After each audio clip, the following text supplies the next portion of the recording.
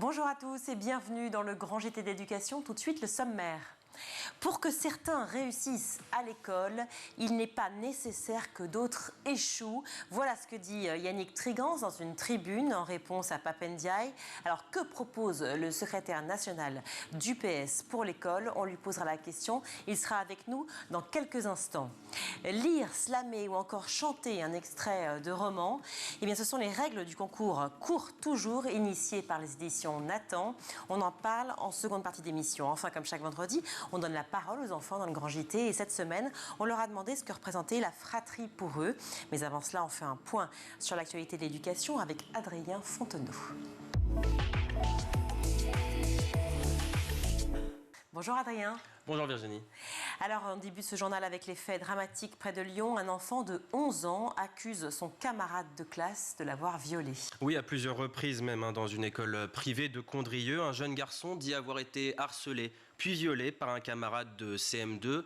Des faits qui ne se seraient pas déroulés au sein même de l'école, mais au domicile familial de l'agresseur présumé, à peine plus âgé que sa victime.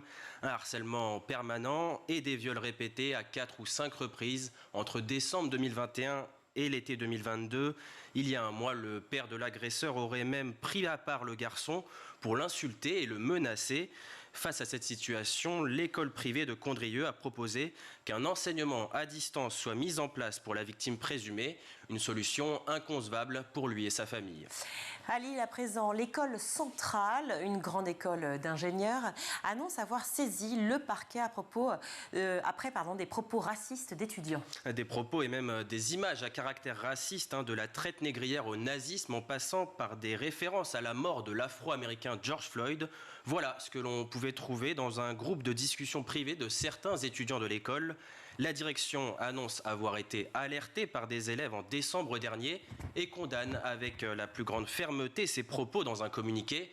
Amara, lui-même étudiant à l'école centrale de Lille, est à l'origine de ces révélations. Il s'est expliqué dans une vidéo postée sur les réseaux sociaux. Étant donné la gravité des faits, je vous invite à faire savoir à la France entière que dans des grandes écoles comme l'école centrale de Lille, un racisme à l'état pur est présent au sein des élèves. Et j'invite toutes les personnes qui vivent une situation similaire à sortir de l'ombre. C'est le moment de se manifester, ça doit cesser.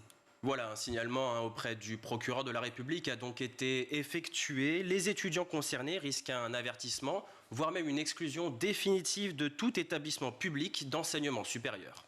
Autre sujet à présent et autre enquête, ce n'est pas judiciaire cette fois-ci, mais scientifique. Oui, ça se passe à Bonneuil-sur-Marne, plus précisément dans l'école élémentaire Romain Roland. En novembre 2022, les journalistes scientifiques de l'émission Vert de Rage avaient décelé de l'amiante dans l'air et au sol dans la salle des maîtres de l'établissement. La pièce en question avait donc immédiatement été fermée à la demande de la mairie et des nouveaux prélèvements ont été effectués par un laboratoire indépendant. Résultat, pas d'amiante au sein de l'école, pas étonnant selon un journaliste de l'émission qui soutient sa théorie. La mairie, elle, dénonce une intrusion illégale et la non-conformité des méthodes employées. Adrien, on termine avec ce projet de notation des professeurs qui révoltent en Hongrie. Oui, un projet de plus qui nourrit la colère des enseignants hongrois depuis plusieurs mois. Ces derniers réclament de meilleurs salaires et plus de liberté pédagogique. Et c'est dans ce contexte que le ministère de l'Intérieur veut mettre en place un projet de notation annuelle du corps enseignant. Alors en quoi consisterait cette évaluation? D'abord, elle serait confiée à chaque directeur d'établissement et s'effectuerait sur 100 points selon une dizaine de critères. Parmi eux, la discipline de travail, le respect des délais ou encore la motivation et l'éthique. À l'arrivée, les 20% les plus performants pourraient recevoir des primes. Pour les 20% les moins bien notés, ce serait l'inverse avec un risque de réduction de salaire. Les syndicats sont évidemment scandalisés et voient dans cette méthode un maintien des enseignants dans la peur. Merci beaucoup Adrien. Le secrétaire national du Parti socialiste Yannick Trigans est avec nous aujourd'hui dans le Grand JT. C'est maintenant. Bonjour Yannick Tregans. Bonjour. Merci beaucoup d'être avec nous. Je suis ravie de vous accueillir. On va parler tout de suite de votre réaction à une tribune dans Le Monde publiée par Pape Ndiaye juste avant Noël qui s'intitule « Pourquoi nous devons réformer l'école ?» Ça, c'est la tribune du ministre de l'Éducation. On vous réagissez avec une interrogation simple. En tout cas, c'est nous qui nous posons cette question-là et qui pose d'ailleurs tout de suite les bases, selon vous, du problème de l'enseignement en France. Je cite, « Pour que certains réussissent à l'école, il n'est pas nécessaire que d'autres échouent ». La phrase est forte, elle m'a tout de suite marquée, je pense qu'elle a impacté beaucoup de lecteurs. Le problème majeur, selon vous, de l'école est celui de l'inégalité des chances? Oui, je dirais peut-être l'inégalité des possibles. Parce que comme le dit souvent Philippe Mérieux, je reprends son terme, l'inégalité des chances, c'est plutôt... la Française des Jeux, si je puis dire, sans faire de publicité. Et donc j'aime bien l'expression d'inégalité des possibles. La situation aujourd'hui, c'est que l'école de la République ne permet pas à tous les élèves de réussir comme elle le devrait. Ça n'est pas la faute des enseignants, bien évidemment, c'est une question systémique, c'est une question plus globalement de fondement de notre système éducatif et que les inégalités ont tendance à s'aggraver et surtout, le milieu social d'où vous venez n'est pas contrecarré par l'école lorsque ce milieu n'est pas un milieu favorisé et que la reproduction aujourd'hui sociale des inégalités, elle est très très forte. Vous avez aujourd'hui 7 enfants d'ouvriers sur 10 qui seront ouvriers et 7 enfants de cadres qui seront cadres.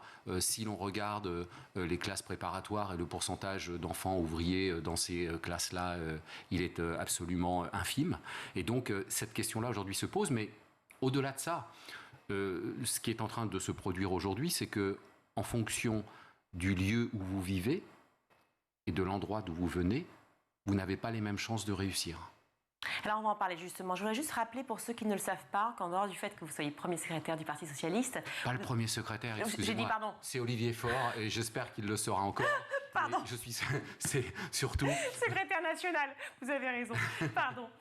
Vous avez été enseignant depuis 83 pendant 25 ans donc, en éducation prioritaire en Seine-Saint-Denis, directeur d'école maternelle puis élémentaire. Vous connaissez très très bien cette question d'éducation, c'est pour ça que je veux rappeler quand même vos différentes fonctions. Vous avez été inspecteur de l'éducation nationale aussi en 2008, vous intégrez l'administration territoriale, et vous êtes conseiller d'éducation donc de François Hollande dans son équipe de campagne lors de l'élection présidentielle de 2012. Je reviens justement à cette question d'inégalité des possibles. Comme vous dites, l'impact du milieu social donc dans la réussite scolaire n'est pas assez pris en compte, selon vous, par l'éducation nationale? Oui, c'est-à-dire qu'il y a des dispositifs et des moyens à mettre en place. Je vais prendre un seul exemple. Vous disiez à l'instant que j'ai été effectivement directeur d'école maternelle en éducation prioritaire pendant 15 ans. L'école maternelle, c'est le premier lieu dans la lutte contre les inégalités. Je ne parle pas des secteurs de la petite enfance, je parle de l'éducation nationale. Et donc cette école maternelle, c'est sur la scolarisation des enfants de moins de 3 ans, donc des tout petits.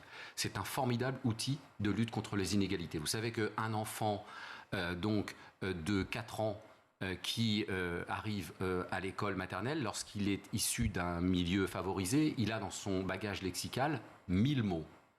Un enfant de milieu défavorisé, il en a à peine 150. Et à 3 ans, un enfant de milieu favorisé a entendu 10 millions de mots, 10 millions de mots de plus qu'un enfant issu de milieu défavorisé. Et donc c'est dès la petite enfance et l'enfance, ensuite l'école maternelle et donc le premier degré. Et donc là où la priorité doit être mise, c'est sur le premier degré. Donc sur l'école maternelle et sur l'école élémentaire. Que s'est-il passé depuis un certain nombre d'années? Aujourd'hui en France, la scolarisation dans mon département de la Seine-Saint-Denis, il y a quasiment plus d'enfants de moins de 3 ans qui sont scolarisés. Pourquoi? Ça a été supprimé pour des raisons budgétaires. Parce qu'il y a eu des politiques d'austérité budgétaire qui ont supprimé les postes de toutes petites sections à l'école maternelle. Ce n'était qu'une question budgétaire ou est-ce que c'était aussi une question de valeurs, d'éthique, de pensée peut-être différente, de politique politicienne, si je puis dire? Vous avez tout à fait raison. Vous avez tout à fait raison. Je pense que, alors je ne vais pas revenir, mais puisqu'on l'évoque, moi dans mon département, avant l'arrivée de Nicolas Sarkozy, il y avait 12% des enfants de moins de 3 ans scolarisés. Quand il a terminé son mandat, il n'y en avait plus. Il y avait à peine 1%. Et donc, il y a eu des choix politiques et idéologiques. Et c'est vrai qu'il y a une partie, d'ailleurs, un ancien ministre de l'Éducation, Xavier Darcos, parlait, à l'époque, j'étais directeur d'école maternelle et j'avais entendu mon ministre qui disait que, de toute façon, en petite section, on changeait les couches aux enfants. C'était ça. Donc, il y a effectivement une conception de l'école maternelle qui est différente en fonction d'orientation politique, il faut le dire, c'est pas un gros mot. Nous considérons, et moi, ma sensibilité considère que l'école maternelle est un formidable outil de lutte contre les inégalités. Et je vais même plus loin. Sur la formation des enseignants. La formation, selon moi, des enseignants en école maternelle devrait être extrêmement poussée sur tout un tas de sujets, sur les aspects psychosociaux, sur l'aspect psychologique, sur les aspects cognitifs. Quand on a des petits qui arrivent à l'école, c'est pas une garderie. Et l'école maternelle, c'est une école. Mais il y a un problème de budget pour ça, on le sait. La formation des enseignants n'est pas dispensée pour tous les enseignants aujourd'hui. Elle est en manque. Oui. À la fois dans la voie générale et dans la voie professionnelle. Bien sûr. Les professeurs, il en manque partout. Donc, on voit que c'est une question de budget. Pourquoi on ne met pas, alors que le président aujourd'hui, Emmanuel Macron, en parle, le ministre de l'Éducation aussi, les présidents précédents et ministres de l'Éducation précédents l'ont fait aussi, à chaque fois de dire que l'éducation était une priorité ou faisait partie des priorités, et pour autant, les budgets ne sont pas là. Sous certaines mandatures, l'éducation a été une priorité. Aujourd'hui, c'est dit aussi. Il y a des gouvernements, on va y revenir, il y a des gouvernements sous Nicolas Sarkozy qui ont supprimé 80 000 postes, et puis le gouvernement de François Hollande a créé 60 000 postes. Ouais. Donc il y a des choix politiques qui sont faits. Et puis, vous évoquiez la situation actuelle. Au moment où on nous dit qu'il faudrait davantage de soutien aux élèves en difficulté, il y a encore 800 postes qui sont supprimés dans le premier degré et il y en a 500 qui sont supprimés dans le second degré. Je ne parle même pas du lycée professionnel. Donc, il y a des discours et puis il y a la réalité des prises de décision politiques. Et la réalité aujourd'hui, c'est celle-ci. C'est-à-dire qu'il y a des postes qui continuent à être supprimés. Sur la question de l'aide aux enfants en difficulté, les RASED, donc les enseignants spécialisés, les réseaux d'aide ont été sabordés. Les psychologues scolaires, il n'y en a plus. Alors que l'on aurait la possibilité, parce que ce gouvernement a quand même une chance, et ça c'est important aussi de le dire, ce gouvernement a une chance formidable, c'est qu'il y a une baisse démographique dans le premier degré.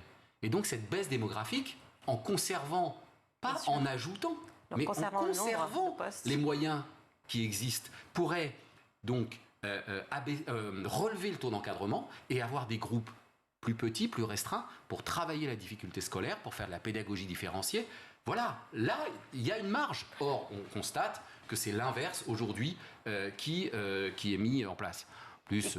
Comment expliquer, pardon, excusez-moi Yannick Trégance, mais comment expliquer justement ce que vous dites, c'est-à-dire que comment expliquer la baisse, en tout cas la suppression de postes, alors que par ailleurs on engage 4000 contractuels début septembre pour pallier à cette pénurie de professeurs? Vous mettez le doigt sur quelque chose qui est essentiel, c'est-à-dire qu'il y a une orientation politique sur la gestion des ressources humaines au niveau du système d'enseignement public qui dérive, selon moi, vers une conception ultra-libérale du système.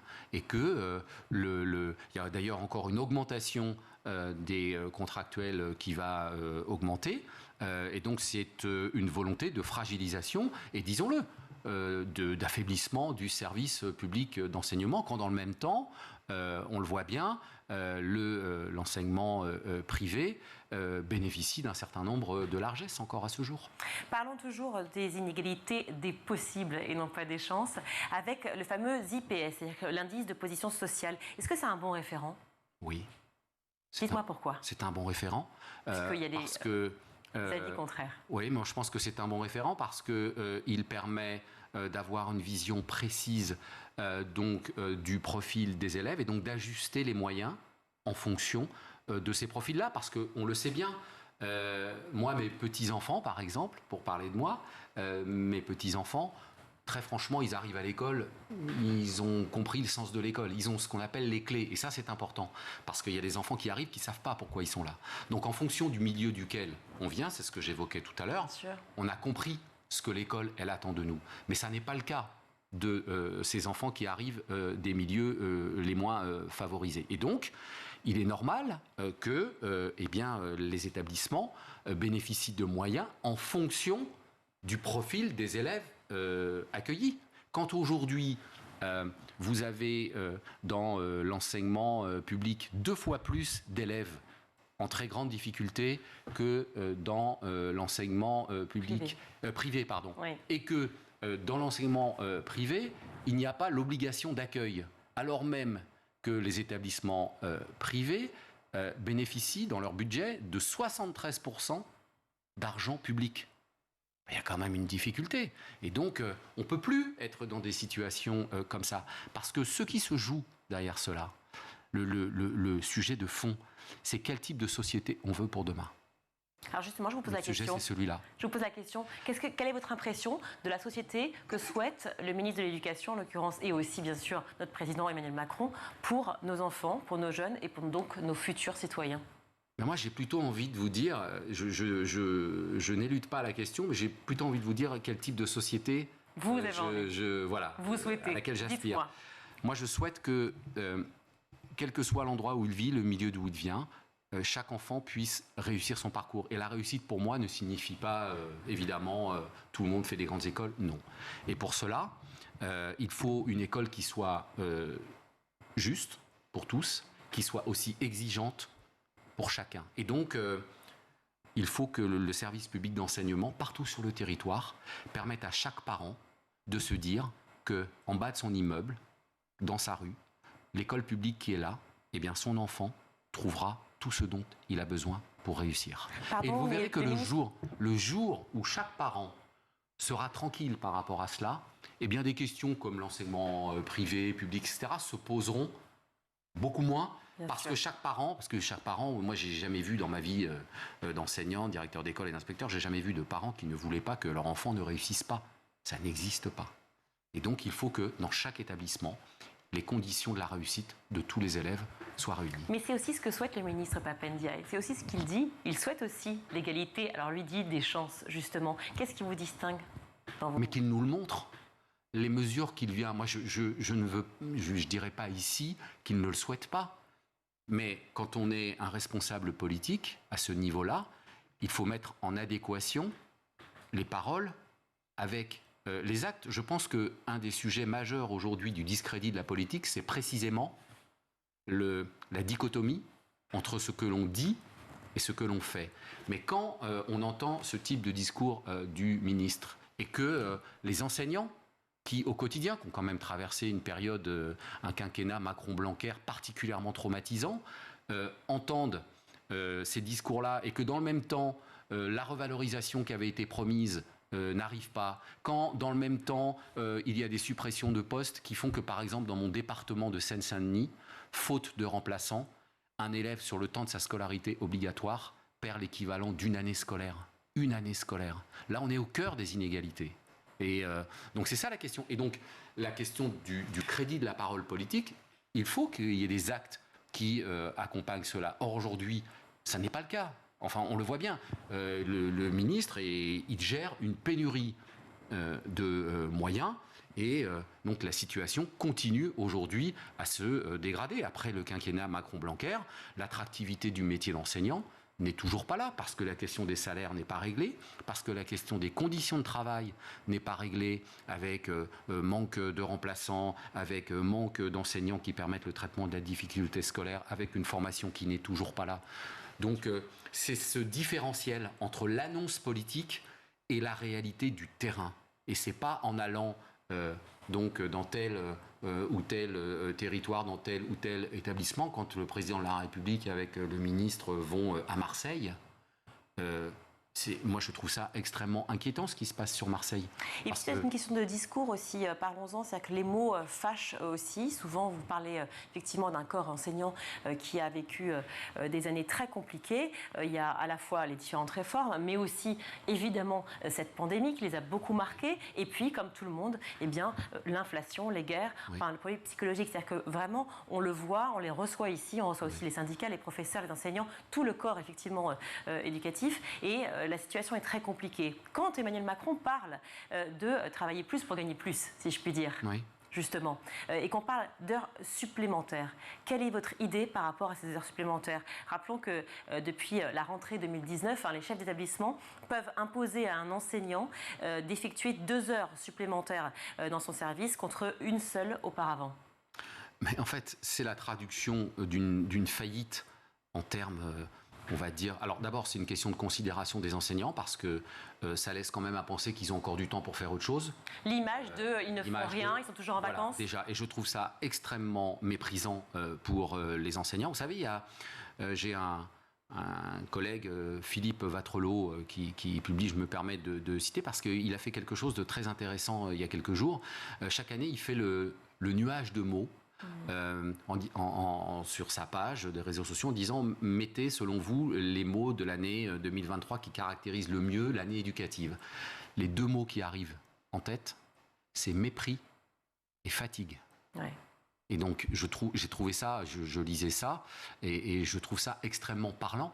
On a des enseignants, vous venez de le dire à juste titre, qui ont traversé une période très difficile, qui ont tenu bon.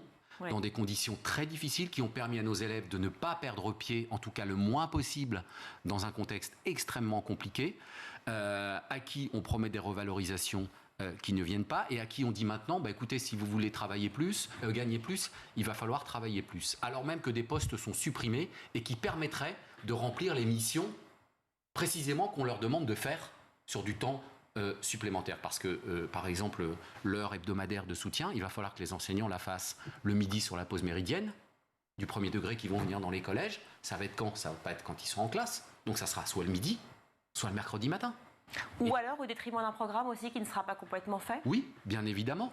Alors que les enseignants, en plus du temps de classe, parce que ça aussi, c'est les vieilles lunes qui traînent, mais un enseignant en dehors de son temps de classe, il a énormément de travail de préparation chez lui et de correction. Et puis vous savez, le salaire est un des salaires les plus faibles des pays donc de l'Union européenne, mais dans le même temps, l'enseignant français est celui qui travaille le plus. Il fait 900 heures. La moyenne, c'est 700.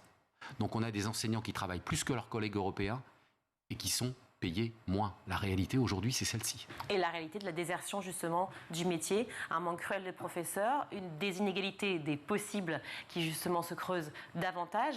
Donc ça veut dire que qu'est-ce que vous imaginez pour les mois et années à venir pour l'éducation en France? Parce que l'impact de tout ce qu'on se dit à l'heure actuelle, elle va se voir d'autant plus dans les années à venir. Oui. Elle sera rattrapable? Elle sera rattrapable, rien n'est jamais perdu. Moi, je suis de tempérament plutôt optimiste. Donc, je me dis que rien n'est rattrapable. Après, vous savez, il y a un phénomène, c'est le principe démocratique. Il y a des temps dans l'histoire politique qui font que les Françaises et les Français peuvent choisir. Donc, lorsque le moment du bilan arrivera, les Françaises et les Français choisiront. Ceci étant, entre-temps, pour le coup, là, pour l'école, moi, vu ce qui se met en place, je ne suis pas très optimiste, voyant ce qui se passe. C'est ce que dénoncent aussi les syndicats, d'ailleurs, et les professeurs en nom propre. C'est-à-dire que le problème des réformes qui s'accumulent et qui se contredisent aussi en fonction des, j'allais dire, choix politiques. Non, des élections, tout simplement. Oui, mais donc des choix, parce que les élections portent des programmes et portent des choix. Mais vous avez tout à fait raison. Je pense qu'aujourd'hui, une des grandes souffrances des enseignants, c'est que finalement, à chaque ministre, quel qu'il soit, il y a une réforme. Or, il y a un principe, selon moi, c'est que le temps de l'école n'est pas le temps du politique. C'est pas la même temporalité. C'est-à-dire qu'au moment où vous décidez d'une réforme, il faut donc qu'elle puisse s'appliquer, et puis il faut surtout l'évaluer. On dit qu'il faut 10 ans. Oui, à peu près. Oui, il faut ça, c'est à peu près ça. Et donc, il faut pouvoir l'évaluer. Or là, que se passe-t-il? Il n'y a jamais ce temps-là. Et donc, on n'a pas moyen de vérifier, finalement, si les réformes portent leurs fruits. Et puis, la deuxième chose, plus le temps passe, et plus je suis convaincu qu'une réforme ne peut pas être descendante. Parce que les seules réformes qui ont assez bien fonctionné sont des réformes qui ont été co-construites avec les enseignants. C'est-à-dire qu'il faut arrêter de penser pour les enseignants et de leur dire du jour au lendemain, on vous envoie un petit livre orange pour vous dire ce qu'il va falloir que vous fassiez dans votre classe en matière de lecture. C'était les petits bouquins que Jean-Michel Blanquer avait envoyés de manière extrêmement injonctive, alors que la liberté pédagogique, ça reste quand même une chose d'ailleurs à laquelle les enseignants sont très attachés.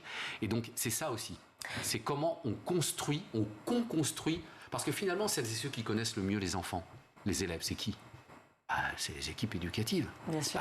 Le ministre, moi j'ai beaucoup de respect pour le ministre, et donc ce qu'il faut faire, c'est partir du terrain et donc travailler avec les enseignants. Et je me souviens par exemple d'une réforme de l'éducation prioritaire sous Najat Vallaud-Belkacem, conduite d'ailleurs administrativement par notamment Jean-Paul Delahaye, une réforme de l'éducation prioritaire qui avait bien fonctionné parce qu'elle avait été co-construite. Ou encore la réforme des programmes de l'école maternelle aussi, qui avait très bien fonctionné parce que ces programmes avaient été retravaillés et vus avec les enseignants qui connaissent les choses. Mais aujourd'hui, vous dénoncez clairement en fait le manque de discussion, le manque de dialogue avec les enseignants. Vous avez l'impression qu'il y a deux mondes. Mais les enseignants sont hors sol en fait. Les enseignants, en tout cas, ce qui est certain, c'est que d'abord les représentants des personnels de l'éducation nationale, donc les organisations syndicales, je le dis tranquillement, ont été maltraités pendant 5 ans. C'est-à-dire que le ministre Blanquer, on se rappelle toutes et tous que le dimanche soir, on découvrait sur une chaîne ou dans un quotidien, dans un journal, que le lendemain, il y avait un nouveau protocole et donc que les enseignants, voilà. Donc, d'ailleurs, il y a eu une grève là qui n'a jamais été effectivement faite et donc, dans les décennies précédentes. Il y a une absence aujourd'hui de dialogue social avec les organisations. Alors moi, je ne veux pas parler, je dis ça de ma fenêtre. Après, les organisations ont leur analyse du sujet, mais aujourd'hui, s'il y a, en tout cas dans les discussions que je peux avoir avec les représentants syndicaux, il y a peut-être plus de contacts. Après, à être entendu, c'est encore un autre sujet. Je parlais de ce dialogue-là. Autre illustration, par exemple, vous évoquiez le petit livre Orange, la circulaire de Pap Ndiaye sur les problèmes de laïcité à l'école, de non-respect en fait de cette loi, effectivement, du port ostentatoire de tenues religieuses à l'école.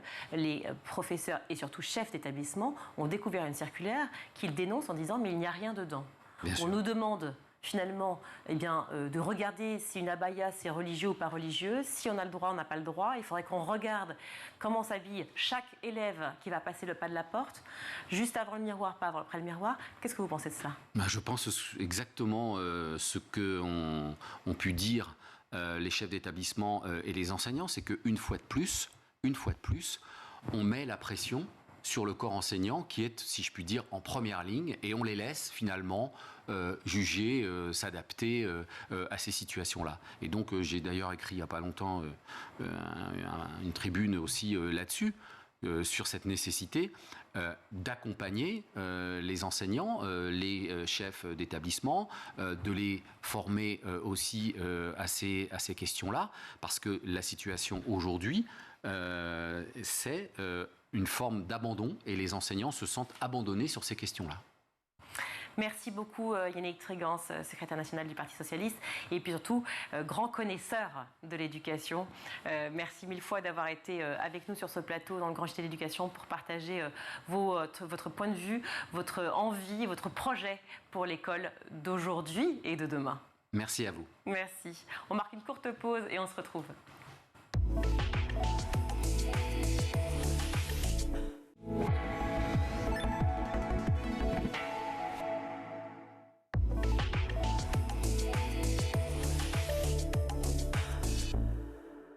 De retour dans le Grand JT de l'Éducation, je suis ravie de recevoir Mélanie Decour. Bonjour.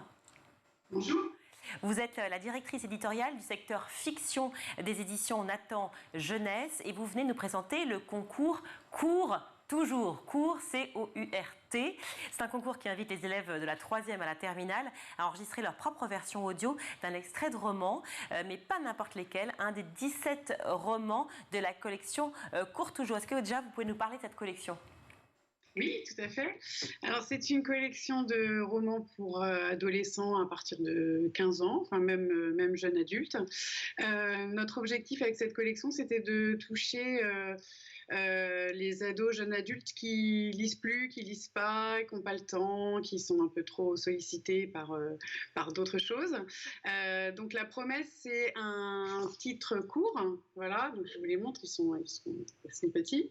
La promesse, c'est qu'on peut le lire en moins d'1 heure. Et on a voulu s'adapter aux pratiques des jeunes d'aujourd'hui. C'est-à-dire qu'on dit oh, les jeunes ils lisent pas, mais moi quand je prends le métro ou quand je me balade, je les vois, ils sont sur leur smartphone, mais ils lisent, ils sont sur des textes.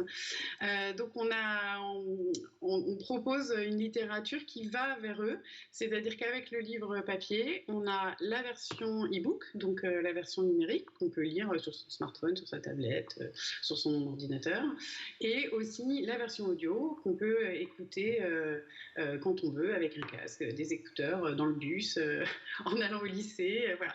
Donc trois médias, trois façons de lire qui sont toutes aussi valables les unes que les autres, et aussi des grands auteurs de la littérature jeunesse. Donc on a, vous l'avez dit, 17 titres pour le moment au catalogue. C'est que des grands noms de la littérature qui abordent tous les styles, tous les genres. Bon, il y a beaucoup de réalisme contemporain, hein, de sujets qui touchent les ados et les jeunes d'aujourd'hui.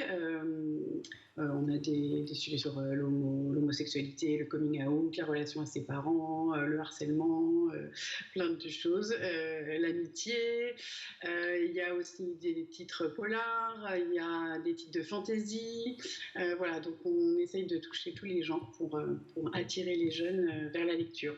Alors en effet, les jeunes lisent, hein, on le sait, on reçoit beaucoup de gens de l'édition ici et on sait que le secteur marche bien et tant mieux. Le but de cette collection-là, c'est de travailler l'oral, c'est ça? Pourquoi précisément l'oral? Le but du concours, en fait, c'est de travailler l'oral. La collection, c'est vrai qu'il y a cette version audio qui permet voilà, aux ados et aux jeunes d'écouter, de lire par la version audio. Donc ça, c'est aussi un moyen de lecture voilà, pour ceux qui ont un petit peu de mal à lire pour X ou Y raison, dyslexie, mais pas que, c'est un vrai mode de lecture qu'on a envie, nous, de mettre en avant et de valoriser. Et par le biais de ce concours-là, ouais. Vraiment sur l'oralité, au sens où on s'adresse à eux par quelque chose qui leur plaît, qui leur paraît facile, alors que certains ados sont rebutés par la lecture et par la littérature. Donc voilà, leur dire par la musique, par le son, par le slam, par l'audio que vous pratiquez tous les jours dans votre vie, avec plaisir, vous pouvez accéder à la littérature. Alors ce qui est assez génial, c'est que vous laissez une grande liberté sur ce format, puisque j'ai lu qu'on pouvait eh bien, évidemment lire le texte, mais aussi on peut le rapper ou le slammer par exemple.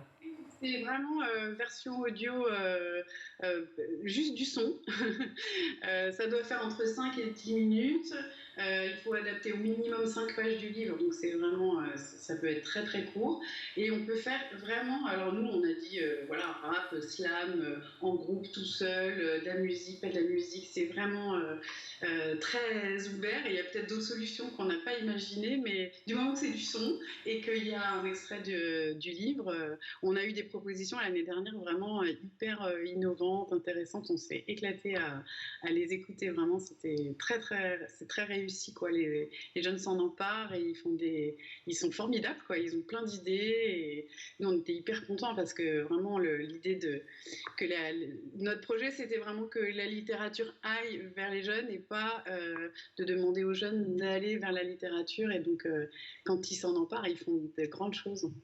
Ce sont effectivement des jeunes qui s'inscrivent avec l'aide de leurs professeurs, mais est-ce qu'on peut s'inscrire aussi en dehors du cadre scolaire? Tout à fait, oui, tout à fait. Tout est possible. On peut s'inscrire en candidat libre. Il suffit juste de nous qu'on sache à quel établissement l'élève est rattaché pour pouvoir éventuellement communiquer avec lui et avec ses enseignants. Mais oui, ça peut être complètement hors du cadre scolaire. Et même d'ailleurs, si on fait des cours à distance comme le CNED, on peut aussi, éventuellement? Oui. Alors comment on travaille l'oralité quand on est à la fois avec son prof qui peut nous aiguiller, effectivement nous orienter, ou alors quand on est seul, en dehors effectivement de l'établissement et qu'on s'inscrit en candidat libre comme vous dites. Est-ce qu'il y a des techniques pour travailler cette oralité? C'est aussi bon. Alors les jeunes, ils ont quand même une grande intuition de tout ça, donc il faut d'abord qu'ils se fassent confiance parce qu'en fait ils savent le faire, mais il y a quand même des techniques. Donc on donne des petits tutos par des pros parce que nous on enregistre nos versions audio dans un studio, donc la machine à mots. Donc, elle participe au jury et elle a donné des petits conseils sur comment poser sa voix. Voilà, on a aussi une spécialiste, Karine Le Forestier, qui travaille chez Nathan, qui a donné des conseils à la fois techniques, à la fois sur le vocal. Et voilà, donc on les oriente parce que c'est vrai que on peut avoir besoin d'aide, mais franchement, globalement, ils savent bien faire. Vous avez parlé des différents modes d'expression, rap, slam, seul ou à plusieurs. Est-ce que c'était important pour vous de laisser une certaine liberté à ces jeunes, toujours dans l'idée de redonner un goût à la littérature ?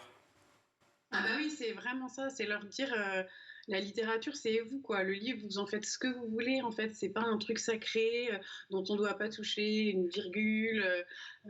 Nous, on est vraiment, faut relire les 10 conseils, les 10 commandements de la lecture de Daniel Pénac, quoi. C'est pas, on peut sauter des passages, on peut s'arrêter au milieu, on peut lire à voix haute, on peut lire dans sa tête. Enfin, vraiment, il faut désacraliser parce que souvent les jeunes, ils ont une image de la littérature comme quelque chose qui est un pensum, qui est une obligation, qui est une obligation scolaire, alors qu'en fait, nous, on veut leur dire c'est juste de l'art, de la création, c'est quelque chose qui va vous emmener ailleurs, qui va vous faire rêver, qui va vous faire réfléchir, mais voilà, c'est open, quoi. Vraiment, les auteurs, ils sont pas accrochés à leur texte, donc faites-en ce que vous voulez. Et de toute façon, les auteurs, ils savent que quand ils écrivent un texte, eux, ils ont ce que eux ils portent au monde, et après, il y a comment chacun le reçoit, et chaque lecteur fait de l'œuvre la sienne. Donc oui, il faut qu'il soit entièrement libre et qu'il n'ait aucun complexe vis-à-vis du texte. Parlons des auteurs justement qui participent à ce concours. C'est vous, les éditions Nathan, qui allez les chercher. Est-ce que c'est eux qui viennent à vous, et comment réagissent-ils lorsque justement ils écoutent les différents textes lus par les étudiants ? Alors oui, on a travaillé sur cette collection avec des auteurs qui écrivent beaucoup chez nous, chez Nathan, et puis on est allé en chercher d'autres avec qui on avait envie de travailler. Donc c'est vrai qu'on a beaucoup de grands noms de la littérature jeunesse. Comme qui, sur par cette exemple, collection en général. On peut peut-être les citer, quelques-uns. Oui, alors, pas beaucoup, mais il y a Séverine Vidal, Cécile Roumiguière, Stéphane Servant, Thomas Cotto, Vincent Cuvelier, Gaël Aymon, Florence Hinkel, Rachel Coren-Blit. Oui, donc un panel extrêmement large en fait. C'est-à-dire que ce sont des auteurs qui effectivement proposent des textes qui sont très différents et dont on peut avoir une lecture, un ton tout à fait étonnant. On a Estelle Faye aussi, qui est un grand nom de la littérature d'imaginaire, donc a écrit un cours toujours de fantaisie. Donc elle arrive en 64 pages à faire tout un univers de fantaisie avec tous les ingrédients de la fantaisie. Bon, la fantaisie d'habitude c'est plutôt 3 tomes de 800 pages, donc arriver à le faire sous une forme courte, c'était un challenge qu'elle a brillamment relevé. Mais oui, ils explorent tous les thèmes et tous les genres. L'idée c'était de toucher les jeunes par tous les moyens possibles. Donc il y en a qui préfèrent le réalisme, d'autres qui préfèrent le polar, d'autres qui préfèrent la fantaisie. Donc oui. Et sur les versions audio, on a tous les ans on a un parrain ou une marraine qui accompagne le concours. Donc l'année dernière c'était Jovitek, qui est aussi une des autrices de la collection, et cette année c'est Rachel Coren-Blit. Donc elles accompagnent avec des petites vidéos qu'on envoie aux candidats au cours de l'année pour les encourager, les conseiller, et puis elles font à chaque fois le parrain ou la marraine fait partie du jury, et c'est un exercice qu'ils adorent faire, parce qu'ils adorent être au contact de leurs lecteurs. Ils ont l'habitude, ils vont beaucoup dans les établissements rencontrer les classes, donc ils ont l'habitude d'être au contact des jeunes, mais là les voir s'emparer de leurs textes et produire eux-mêmes une œuvre à partir de ça, c'est quelque chose qui leur donne des ailes en fait. Ils sont toujours très heureux. Alors parlons du côté pratique de ce concours. Il a débuté, je crois, le 2 janvier et cela jusqu'au 30 avril, on peut s'inscrire, c'est ça ? Oui, tout à fait. Ça a même débuté en décembre. Oui, on peut s'inscrire. Il y a tout en ligne. Si vous tapez concours pour toujours Nathan, vous allez être redirigé sur la bonne page. Donc il y a le petit formulaire d'inscription. Et puis après, vous pouvez aussi accéder aux lauréats de l'année dernière pour voir un peu ce qui s'est fait si ça intéresse. Voilà. Et puis nous, on donne des conseils, comme je l'ai dit au fil de l'année. Si c'est avec un prof, on peut aussi envoyer quelques exemplaires des livres aux enseignants pour qu'ils aient le papier. Et qu'est-ce qu'on gagne? Pardon? Qu'est-ce qu'on gagne, pardon? Alors, on rencontre avec un des auteurs ou une des autrices de la collection et avec un professionnel de l'audio.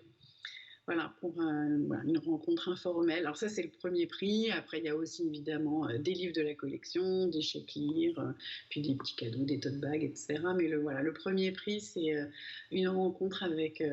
une rencontre un peu informelle avec un auteur et un spécialiste de l'audio pour travailler un peu ces techniques. Une rencontre avec un professionnel de l'audio, c'est-à-dire que du coup, vous espérez que ça puisse faire naître une certaine vocation chez les gagnants de ce concours? Bien sûr, c'est l'idée, on leur dit vous avez du talent, donc rencontrer un auteur, c'est peut-être que si vous avez du talent créatif pour écrire, voilà, et puis un professionnel de l'audio, voilà, pour si vous avez envie de faire de la musique, faire de l'enregistrement, bosser dans le son. On a eu l'année dernière dans les candidats, on était super contents parce qu'on a eu beaucoup de lycées pro. De seconde pro, des CAP, beaucoup. Donc voilà, c'est des gens qui travaillent du côté technique, mais le côté technique, il peut être très, très créatif aussi. Donc oui, c'est l'idée de valoriser leur savoir-faire et de leur montrer des pros, alors, du côté de l'écriture, avec un écrivain jeunesse, et du côté audio, avec... Formidable. Écoutez, merci beaucoup Mélanie Decour d'avoir été avec nous pour nous parler justement de ce concours Cours Toujours. Je rappelle que vous êtes la directrice éditoriale du secteur fiction des éditions Nathan Jeunesse. Merci à vous. Et bien, nous aussi, dans le Grand JT de l'éducation, on donne la parole aux enfants. Et cette semaine, on leur a demandé ce qu'ils pensaient de la fratrie. C'est tout de suite dans Regard d'enfant. Je vais avoir un petit frère, je vais lui changer la couche et en fait je vais l'endormir. Dans une famille de 3 enfants, je suis celle du milieu. Donc je joue un peu le rôle de médiateur entre les deux autres. Je peux un peu traduire leur type de langage. Oui, je vais te donner le biberon. Alors, bien évidemment, de temps en temps, il y a des petites disputes.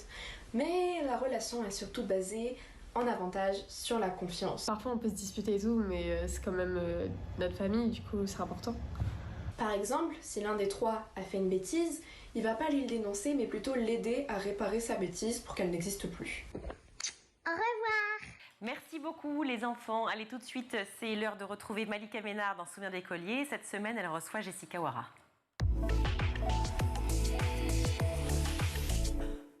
Bon, si tu veux bien, on va attaquer la dernière partie de l'émission. Ouais. C'est celle où on va vraiment spécifiquement parler de l'école. Ouais. T'es maman donc de 2 enfants, tu disais? Tout à fait. Un garçon, une fille? Oui. Ils ont quel âge? Bientôt 3 ans pour ma fille Alia et 16 mois pour Wal. Donc ma fille rentre à l'école l'année prochaine. C'est ce que j'allais dire. Donc peut-être un peu difficile pour toi de porter un regard sur l'école d'aujourd'hui? Si, quand même.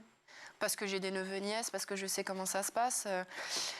Il y a beaucoup de travail en ce moment. J'ai mes nièces, je ne sais pas combien de fois, qui n'ont pas de cours parce que les profs sont absents. J'ai un ami à moi, il a une spécialité au lycée. Et au final, sa spécialité, il n'a même pas eu de cours jusqu'au mois de mars alors qu'il passe le bac de sa spécialité parce qu'il ne trouve pas de prof. Je pense que l'éducation nationale... Il a passé sa spécialité sans l'avoir... 3 mois de cours, ouais. Ok. Ouais, donc je pense qu'il y a beaucoup de soucis à se faire pour le moment avec l'éducation nationale, hélas, parce qu'il y a trop peu de profs.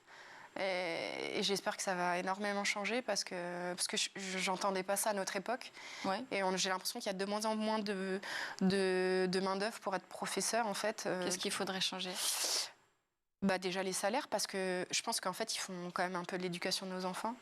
Et je pense qu'à l'heure actuelle, mais comme les métiers, les enfants qui s'occupent, les personnes qui s'occupent dans les crèches, il y a beaucoup de métiers qui sont sous-estimés en termes salariales, donc ça donne pas envie. Les conditions de travail, je pense qu'aussi la nouvelle génération n'est pas toujours facile, forcément. Par rapport au respect, etc. Donc ce serait de l'éducation à travailler à la maison? L'éducation à travailler à la maison, mais aussi je pense, un nouveau système d'éducation. Ouais. C'est-à-dire? Je pense que On valorise pas assez beaucoup de choses. On est très dans le maths, le français, l'histoire. Non, mais c'est vrai. Et en fait, quand on prend les angles de d'autres pays, il y a beaucoup de matières autres, l'art, la culture, le sport. Tous ces métiers-là sont quand même valorisés. Et en fait, je trouve que nous, en France, on apprend beaucoup de choses qui nous servent pas énormément après dans le futur. L'école de demain, pour toi, c'est quoi? C'est une école où on apprend aussi à vivre maintenant. Une école où on apprend à cuisiner un peu, on apprend à... toutes ces choses-là. Vivre maintenant, ça veut dire quoi? Vivre maintenant, c'est pouvoir se débrouiller tout seul. Et c'est de plus en plus... C'est ce que tu as appris toute seule finalement, en partant très tôt de chez toi. Oui, je pense que c'est important. Je vois trop de personnes encore, déjà qui ne savent pas ce qu'elles veulent faire de leur vie encore très tard. Mais en fait, on n'ouvre pas assez, on est trop sur les matières très spécifiques en France et on n'ouvre pas assez à découvrir à de jeunes élèves. Connaissance avec elles-mêmes. Ouais, et je pense qu'il faut aussi beaucoup plus de matières pratiques. Parce qu'il n'y a que... Alors, la théorie, c'est bien, mais tant qu'on n'a pas pratiqué, on ne sait pas vraiment un métier. Du sport, mais pas que en plus, alors? Non, pas que. Beaucoup de choses différentes. Mais le sport, je pense qu'il serait amené à être valorisé. Dans d'autres nations, le sport, c'est une vraie matière à part entière. On peut avoir des bourses grâce au sport. C'est un même coefficient qu'une autre... et nous, on a 2 heures et encore par semaine. Et le coef, c'est 2 au bac. Donc, comment inciter les jeunes à faire plus de sport maintenant? Comment les inciter? C'est difficile parce qu'il y a beaucoup de réseaux sociaux. Nous, on n'avait pas tout ça. Je pense qu'à notre époque, on était tout le temps dehors. Et là, le problème, c'est qu'avec tous les écrans, les réseaux sociaux et tout ça, c'est difficile. Mais en fait, on les incite en les éduquant. Le problème, c'est que notre éducation et l'éducation nationale doivent faire beaucoup. Il y a les JO qui arrivent, Paris 2024. Et j'aimerais bien que ça soit un petit boost pour un petit peu redynamiser notre sport dans notre pays. Parce que quand je vois l'engouement qu'il y a dans tous les autres pays... Puis même l'engouement qu'il y a encore eu pour la Coupe du Monde de football. On le sent, mais tu vois, quand on voit les supporters français au Qatar et les autres nations, on est quand même très en retard et on voit qu'on n'est quand même pas un pays vraiment de sport. Ah bon? Ah ouais. J'ai l'impression qu'on est fort quand même. On est fort dans le monde professionnel, mais on n'est pas... oui, il y a des pépites qui émergent, mais dans la globalité d'un pays. Non, quand on voit le monde dans les stades, quand on voit... On a quand même beaucoup de retard sur beaucoup de pays, quand on voit l'engouement que ça crée. Quand je vois le monde dans les rues pour le Maroc, et nous, on est où? Non, mais c'est vrai. Ouais. Il y a en Argentine, au Brésil, on a des reportages, nous, sur Canal, et je vois tout ça. Et nous, on est très loin de tout ça. Et c'est là que je vois qu'on n'est pas un vrai pays de sport. Bon, alors, comment on fait?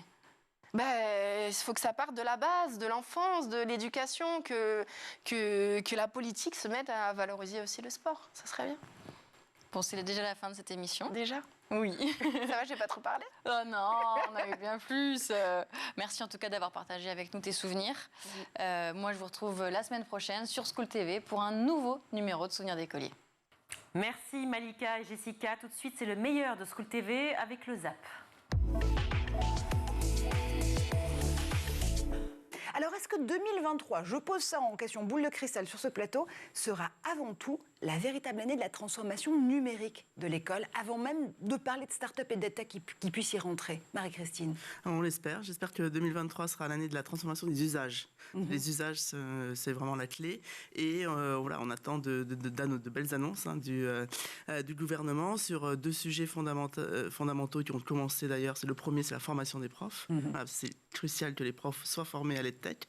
On l'a vu pendant toutes les périodes de confinement. Ce qui s'est passé, c'est que les profs étaient pas assez formés. Donc chacun s'est débrouillé et finalement a utilisé les outils des GAFAM pour supplanter ce qui n'existait pas. Donc maintenant, il y a eu beaucoup d'argent public investi pour lancer des solutions. Donc il faut former les profs. Et 2, il faut lancer les usages. Vraiment que les professeurs, les élèves s'accaparent des solutions EdTech. Et on attend beaucoup un fameux chèque EdTech qui permettra donc à chaque prof de pouvoir utiliser la solution EdTech dont il a besoin pour sa classe. À Vatdaon, c'est un petit village situé à l'ouest de l'Inde. Là-bas, tous les soirs à 19h, une sonnerie retentit depuis un temple. Et lorsque cette sonnerie retentit, ça signifie que tous les habitants doivent éteindre leurs écrans. Tout, télé, tablettes, ordinateurs et téléphones portables. D'accord, pas que les enfants. Et pour combien de temps? 1h30. Donc jusqu'à 20h30, l'heure à laquelle une seconde sonnerie retentit. Ça signifie que l'interdiction est levée. L'interdiction est levée et on peut à nouveau utiliser son téléphone, regarder la télé. D'accord, ils ont inventé ça quand ? Alors en fait, c'est le maire du village qui a imaginé ça cet été. Il a constaté une addiction de plus en plus forte aux écrans depuis le confinement, notamment chez les enfants qui se sont retrouvés chez eux avec leur smartphone ou leur tablette pour suivre les cours à distance notamment. Leur temps d'écran a augmenté, si bien que lorsqu'il a fallu reprendre l'école, eh bien, le maire a indiqué qu'ils étaient nombreux à ne vouloir ni lire ni écrire. Ils étaient absorbés par leur téléphone. Donc le maire a proposé cette solution de couper les écrans chaque soir pendant 1h30. Et les gens jouent le jeu, parce qu'il n'a pas fait une loi, il n'envoie pas la police quand même. Alors, non, mais ça a été compliqué à mettre en place au début. Tout le monde pensait que c'était une blague, que personne n'allait le faire. Et en fait, tout le monde s'y est fait et tout le monde joue le jeu. Et on constate une nette amélioration des interactions sociales. Les familles disent se parler plus entre eux. Les parents vérifient mieux les devoirs des enfants. Voilà, on a plus le temps de passer du temps de qualité en famille. Donc c'est pas mal, surtout quand on sait le nombre d'heures qu'on passe sur son téléphone durant une journée. Enfin, je sais pas vous, mais moi c'est affolant. Et les chiffres pour les enfants sont assez fous. Entre 7 et 12 ans, les enfants passent en moyenne 3h30 par jour sur les écrans, selon une étude, et ça ne cesse d'augmenter. Pas beaucoup de place pour la théorie, ou en tout cas beaucoup de place pour l'expérience, la pratique. Tout à fait, tout à fait. Je ne peux que reprendre les termes, et j'ai pu le constater moi-même au Groenland. J'ai pu le constater aussi dans mes lectures, parce que j'ai lu tout ce que je pouvais trouver dans les archives depuis le XVIIe siècle à aujourd'hui, dans toutes les communautés inuites, et on retrouve ça. C'est généralisé, cet apprentissage par l'expérience. Je dirais que ce qui m'a fasciné aussi, c'est de voir la place centrale qui était réservée aux enfants. Les enfants étaient vraiment la préoccupation la plus importante des adultes, avec la chasse pour pouvoir évidemment vivre, subvenir à ses besoins. Mais l'éducation des jeunes filles et des jeunes garçons était au centre de leur société. Ils avaient aussi un sentiment, une compréhension, une conscience de l'immaturité de ces enfants, et il fallait leur laisser une entière liberté tout en essayant de favoriser leur autonomie au maximum, une liberté d'apprentissage à leur propre rythme. Et j'ai été fasciné parce que moi, quand je posais des questions en demandant aux chasseurs, par exemple, comment ils avaient appris la chasse quand ils étaient jeunes, ou comment ils avaient appris le traîneau à chien, ou comment ils avaient appris d'autres choses, avec qui, notamment avec leur père ou avec leur mère, et on me disait non, j'ai appris par moi, j'ai appris tout seul, c'est moi-même qui me suis formé. Donc cet apprentissage par l'expérience est extrêmement important, et je vois que les Inuits aussi valorisent les enfants. C'est aussi ça qu'on voit aujourd'hui et qui a été aussi dans le passé, c'est cette valorisation des enfants. Il y a un mot, par exemple, quand on fait quelque chose, comme disait Béatrice, pour la première fois, mais quand on réussit quelque chose, on dit aux enfants au Groenland "pik korek", qui veut dire tu te débrouilles bien. Et ce mot-là, il est répété 100 fois, et c'est absolument, moi ça m'a vraiment fasciné, parce qu'on n'a pas ce mot-là dans notre vocabulaire français. Et puis une autre petite histoire, c'est le fait que le premier jour d'école est valorisé, les parents y viennent, c'est une fête, et on invite toute la communauté pour montrer sa propre fierté que ses enfants vont à l'école, et là encore, les enfants sont au centre. Si on ouvre au spectre européen que vous connaissez si bien, Svenja, est-ce que finalement on est un peu sur les mêmes questions? D'abord, une appropriation des usages qui a besoin de se démocratiser, et puis cette idée de se dire qu'il y a des solutions alternatives aux solutions américaines ou asiatiques qui peuvent parvenir aux écoles. On a de quoi rivaliser? Absolument, on a de quoi rivaliser, mais encore une fois, je trouve que c'est une question déjà de financement. C'est bien joli de dire que les GAFAM, c'est mauvais, et l'Allemagne suit la France, c'est-à-dire qu'en Allemagne, c'est encore plus strict.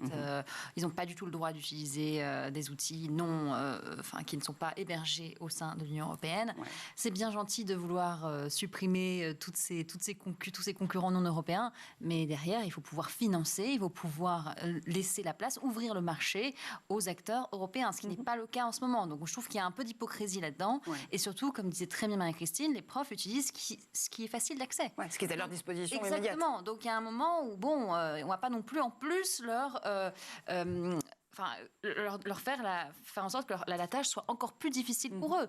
Donc il y a un vrai sujet là-dessus. Mais en tout cas, en Europe, c'est un peu partout la même chose. Tous les gouvernements décident de mettre fin à la suprématie des GAFA. Mais encore une fois, il faut pouvoir financer l'alternative, ouvrir les marchés et permettre aussi à ces solutions européennes de fleurir, quoi.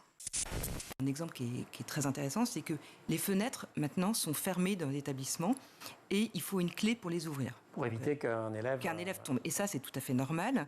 Oui, vous êtes ignoble, vous pensez que c'est pas bien que les élèves tombent par la fenêtre. Non, quand même, je m'y limite. Mais donc, ouvrir les fenêtres dans une classe, dans une école où on parle d'ouverture au monde, et dans une école aussi dans laquelle il n'y a pas de climatisation, et et où il y a une concentration de virus dans l'atmosphère. Une fenêtre est devenue un geste audacieux.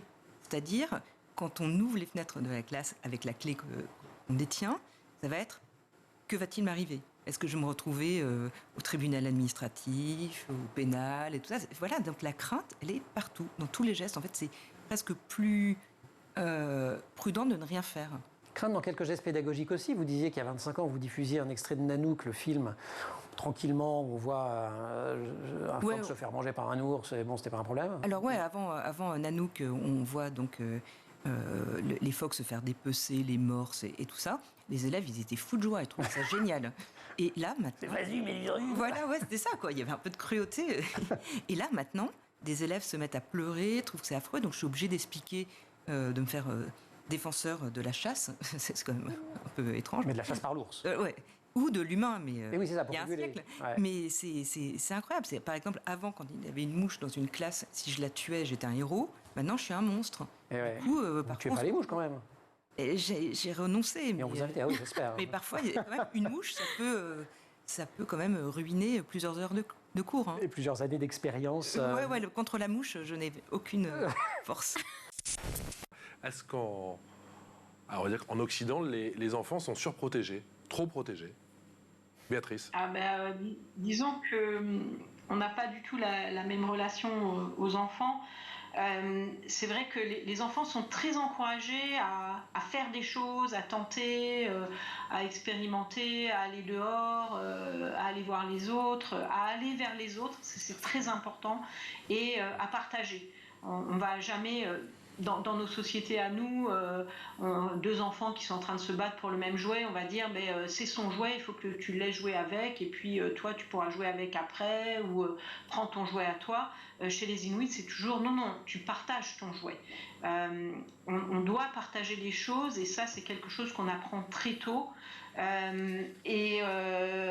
n'est pas dans... Donc on est dans un encouragement qui va... qui vous rassure sur la possibilité de faire, d'aller, d'expérimenter, et on vous protège au sens où on est dans des sociétés où moi j'ai beaucoup travaillé dans l'Arctique canadien, j'ai pas mal vécu là-bas aussi. Il y a toujours un œil sur les enfants parce que les adultes ne se sentent pas uniquement en tant que parents les seuls responsables de ces enfants. Toute la communauté est considérée comme responsable de ces enfants, et les enfants considèrent que toute personne qui leur adresse la parole, tout adulte qui leur adresse la parole, a une légitimité à le faire. On ne va pas leur dire « t'es pas ma mère et moi je fais ce que je veux tant que c'est pas mon parent qui me dit de faire ou de ne pas faire ». Après, il y a aussi, chez les Inuits, en tout cas au Canada, on fait très bien la différence. On va considérer que des enfants sont petits et n'ont pas conscience de ce qu'ils font, et on va tolérer notamment les colères des enfants jusqu'à l'âge de 6 ans, à peu près 5-6 ans. Et puis il y a une expression qui dit le moment où je suis devenu en tant qu'enfant conscient de ce qui m'entoure, ce qui montre l'importance accordée à l'entourage. L'entourage sont les personnes, mais c'est aussi les choses qui sont autour de moi, la banquise, la toundra, etc. Et c'est ce qu'on appellerait chez nous un peu l'âge de raison. Et à partir du moment où on est conscient de ce qui nous entoure, alors on attend de vous que vous commenciez à vous conduire d'une façon plus raisonnable. C'est la fin de cette émission. Merci d'avoir été avec nous. Alors, vous savez que vous pouvez nous écrire et Caro vous répondra. Aujourd'hui, à la réalisation, c'est Raphaël Morel. Au son, Alexis Oustabassidis. Au make-up, c'est Laure Audemont. Emma Guessel et Agathe Delannoy. À la rédac, Roxane Sarfati. À la post-prod, merci à vous tous, toute l'équipe de School TV. Merci à vous tous de nous suivre. Et puis, à la semaine prochaine. Ciao.